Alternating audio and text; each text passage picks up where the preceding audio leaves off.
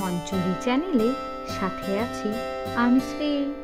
আজকে পড়ব একটি ভয়ঙ্কর অভিজ্ঞতার গল্প। গল্পের নাম ডাক্তারের সাহস। লিখেছেন প্রবোধ কুমার সান্যাল। তাহলে চলো শুরু করা যাক। বরাহনগর জায়গাটা নাম সকলেরই জানা। কলকাতার উত্তরে মাইল 2 গেলেই বরাহনগর। আজকাল শ্যামবাজার থেকে মোটর বাসে যাওয়া যায়। আগে যেতে হতো হেঁটে কিংবা শেয়ারের গাড়িতে। শেয়ারের গাড়ি ছাড়ত কোম্পানির বাগানের মোড় থেকে। একজনের 4 আনা ভাড়া। কলকাতায় যাতায়াত করতে গেলে এছাড়া আর উপায় ছিল না। বরাহনগরের বড় রাস্তার দুধারে তখন কলকারখানা, মুটে মজুর দোকান, বাজার, পাট আর ভুসিমালের আড়ত, এইসব ভিড় ছিল বেশি। এদের ধারে ধারে শ্রমিকদের বস্তিগুলো দেখা যেত। দিনের বেলায় পথে শোরগোল, হইচই, গাড়ির দল, জনমজুরের হল্লা, মালগাড়ির আমদানি রপ্তানি, এমনকি মারাপানি পর্যন্ত লেগেই থাকতো। কিন্তু সন্ধে হলেই পর্যন্ত থাকতো না। পথ হয়ে যেত নির্জন মরুভূমি। রাতের বেলা সে পথে হেঁটে যাওয়াই নিরাপদ ছিল না। মাঝে মাঝে এক আধটা কুকুর কেবল ডাকতে ডাকতে চলে যেত। অনেক অসতর্ক পথিক নাকি অনেক দিন রাতে ওই পথে গুন্ডাদের দ্বারা লাঞ্ছিত হয়েছে।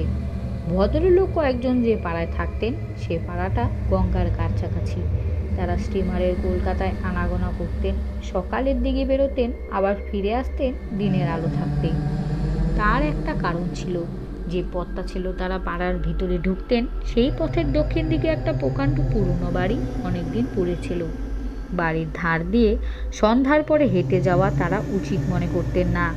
বাড়িটি এখনকার পূর্বকালের দিয়ে জমিদার বংশের। এখন সে জমিদারও নেই, তাদের আগেকার ঐশ্বর্যও নেই। কেউ মরে গেছে, কেউ গেছে ছেড়ে। কিন্তু এই অট্টালিকা এখনো তার ভগ্নদেহ নিয়ে অতীতকালের স্থবির প্রহরীর মতো দাঁড়িয়ে রয়েছে। বাড়িটা জনহীন, নানা আগাছায় পরিপূর্ণ। বাদুর আর চামচিকের বাসা, শেয়াল আর সাপের অবাধ লীলাভূমি। শুধু তাই নয়, লোকের বিশ্বাস এ বাড়িতে নাকি কোনো কোনো গভীর রাতে মানুষের কান্না শোনা যায়। আগেকার সেই জমিদারের 2টি মেয়ে নাকি গলায় দড়ি দিয়ে আত্মহত্যা করেছিল। অর্থাৎ এই বাড়ির অন্দরমহলে ভূত আছে।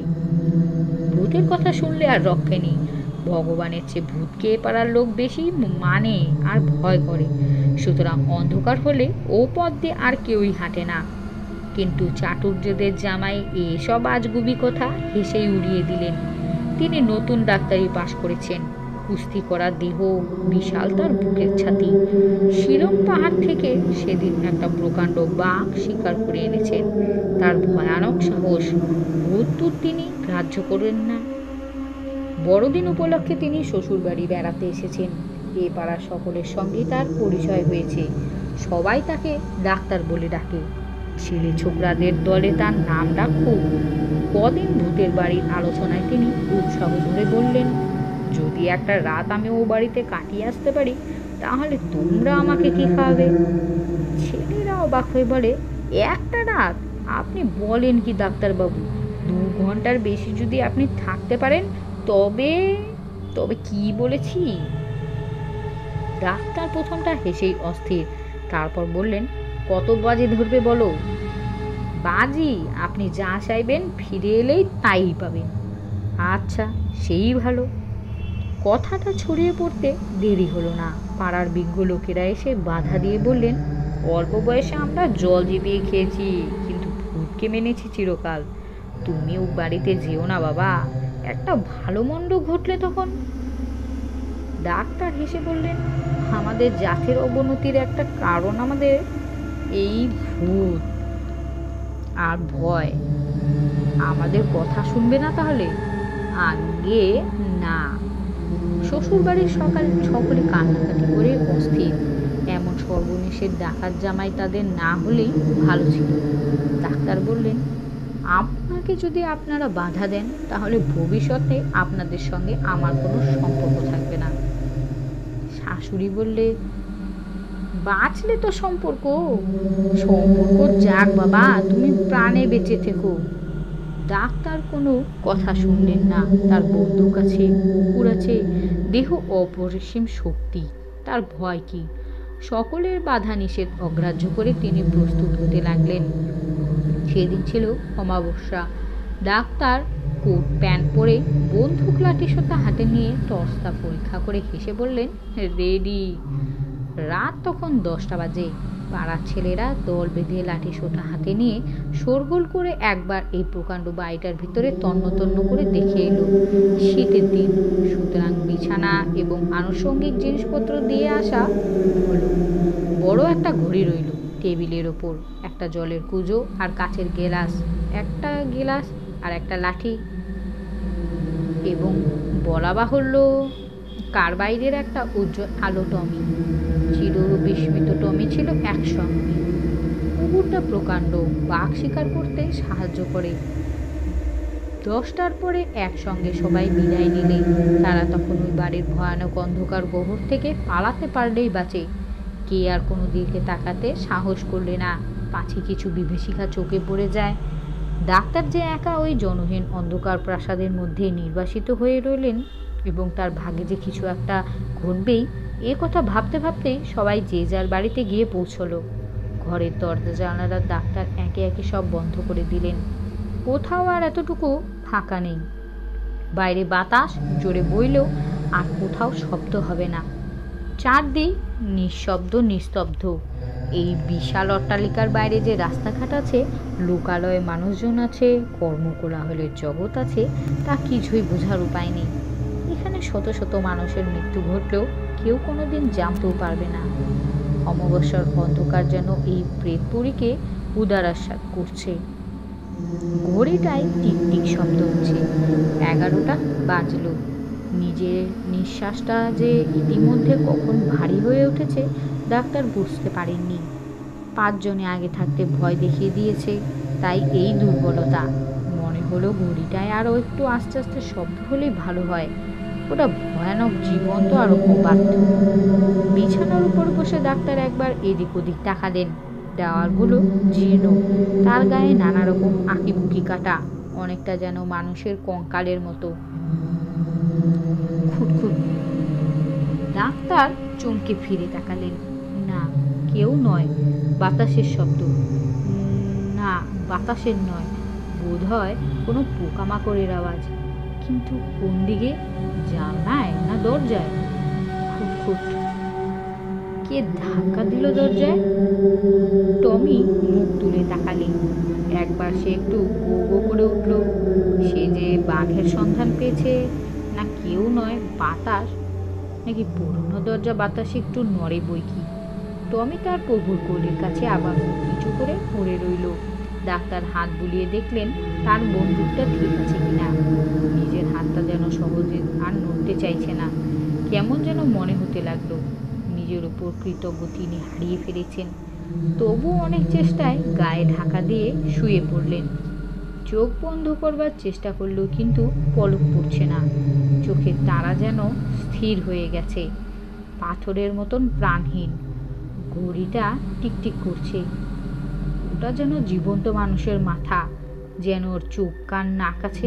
ডাক্তারের দিকে চেয়ে হাসছে, প্রেতের মতন হাসি।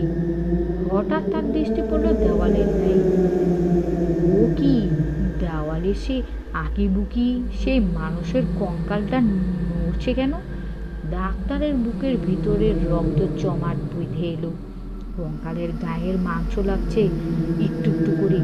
হাত পা বুক মাথা মুখ উজ্জ্বল আলোয় সেই কঙ্কাল বিরাট দানবের চেহারা নিয়ে দেওয়ালে উঠে দাঁড়ালো। এবার হাত বাড়িয়ে তার দিকে এগিয়ে আসছে। হাত বাড়িয়ে ডাক্তার বন্দুকটা ধরবার চেষ্টা করলেন, কিন্তু হাত উঠল না। কই, বন্দুকটা তো তার কাছে নেই। খেয়ে নিলে। ডাক্তারের গলাটা কে টিপে ধরেছে। স্বর নেই, চিৎকারও নেই, নিঃশ্বাসও নেই। তিনি নড়বার চেষ্টা করলেন, কিন্তু সম্ভব হলো না। খাটের সঙ্গে তাকে বেঁধে দিয়েছে। ডাক্তার জ্ঞান হারাননি। খুব সাহসী লোক তিনি। চেয়ে দেখলেন, আশ্চর্য, জলের কুজোটা ঘরের মেঝের ওপর পায়চারি করে বেড়াচ্ছে। কাচের গেলাস দুটো ডানা মেলে প্রজাপতির মতো নড়ছে। হ্যাঁ, এইবার ডাক্তার একটু ভয় পেয়েছেন। ভয়ে তার রোমকূপগুলো আর্তনাদ করে উঠল। খটখট খট, কিসের শব্দ? ওই টমি আর গো গো করে উঠল না। ডাক্তার প্রাণপণে টমির গায়ে একটা চিমটি কাটলেন।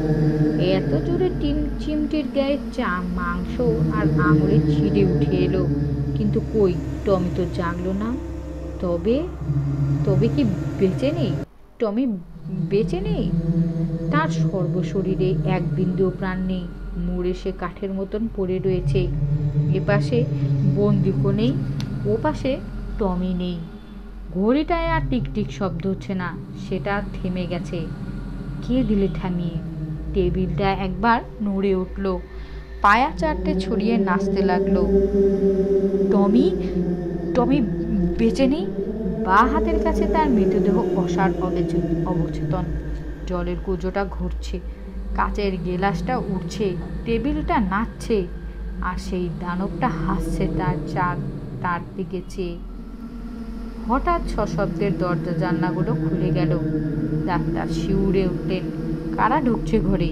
বড় বড় মাথা, ঝাঁকড়া চুল, পুঞ্জ পুঞ্জ অন্ধকারের মতো। মানুষ নয়, দানব নয়, এরা যেন আরো বিচিত্র। গভীর রাত্রের অন্ধকারে এরা এসেছে কঙ্কাল সঙ্গে ষড়যন্ত্র করতে। আলো কই? আলো আলো! কার্বাইডের আলোটা যেন পাগলের মতন ঘরের চারদিকে ছুটছে। কে তাকে তাড়া করেছে, কিন্তু পালাতে পারছে না। যন্ত্রণায় ছটফট করছে শুধু। যারা ঘরে ঢুকেছে তারা নিঃশ্বাস ফেলছে, দ্রুত নিঃশ্বাস, ঝড়ের মতন তার শব্দ। ডাক্তারের সর্বাঙ্গ হিম হয়ে এলো। তিনি কেঁদে উঠবার চেষ্টা করলেও পারলেন না। গলা তার বন্ধ, হাত পা বন্দি, চোখ দুটো অবচেতন। দেখতে দেখতে সেই দানবের হাতখানা তার মাথার দিকে এগিয়ে এলো। আস্তে আস্তে মাথাটা ছুঁয়ে সুরসুরি দিতে লাগলো। মাথার সব চুলগুলো দাঁড়িয়ে উঠেছে। খাটখানা নড়ছে কেন? ডাক্তার আবার চিৎকার করবার চেষ্টা করলেন, কিন্তু সেই হিংস্র প্রেতের দল তার বুকের ওপর চেপে বসেছে। তাকে নিয়ে শূন্যে উঠতে লাগলো। ডাক্তারের মাথাটা ঘুরছে। টমি টমি মরে গেছে। কিন্তু হঠাৎ দেখা গেল টমির মুখটাও দানবের মতন বদলে গেছে। টমি নখর বিস্তর করে তার দিকে মুখ বেদন করে এগিয়ে আসছে। বিশ্বাসঘাতক, তোমার এই কাজ! টমি দানব হেসে উঠল, ধারালো দাঁত দিয়ে ডাক্তারের পাঁজর কামড়ে ধরল। খাটখানা শূন্যে উঠছে, মহাশূন্যের ঘন অন্ধকার দেশে। আরো আরো উঁচুতে দানবের দেশে তাকে নিয়ে যাবে। ভূত প্রেতের রহস্য রাজ্যে ঊর্ধ্বর দেশে খাটখানা উড়ে যাচ্ছে দূরে। ওই যা, আমার হাত থেকে খাট খসে পড়ে গেল। ডাক্তার বেগে নিচে পড়ে যাচ্ছে। হয়তো কোনো মহাসমুদ্রের জলে তিনি আছাড় খেয়ে পড়ে তলিয়ে যাবেন। গেল গেল গেল গেল। ডাক্তারবাবু, ও ডাক্তারবাবু! দরজায় ধাক্কা পড়তেই ডাক্তারের ঘুম ভাঙল। বুকটা ধরফর করছে। চোখ চেয়ে দেখলেন সকালের আলো জানলা দরজার ফাঁক দিয়ে ঘরের ভিতরে এসে পড়েছে। সর্বশরীর তার তখনও কাঁপছে। ডাক্তার চেয়ে দেখলেন সব ঠিক আছে। সেই আলো, ঘড়ি, টেবিল, কুজো, গ্লাস, তার বন্দুক আর টমি। গলার আওয়াজ দিয়ে তিনি বললেন, যাই হে, দাঁড়াও। টাটা, আজ এটুকুই। পরবর্তী পর্বে শুনবো আবার আরেকটি গল্প।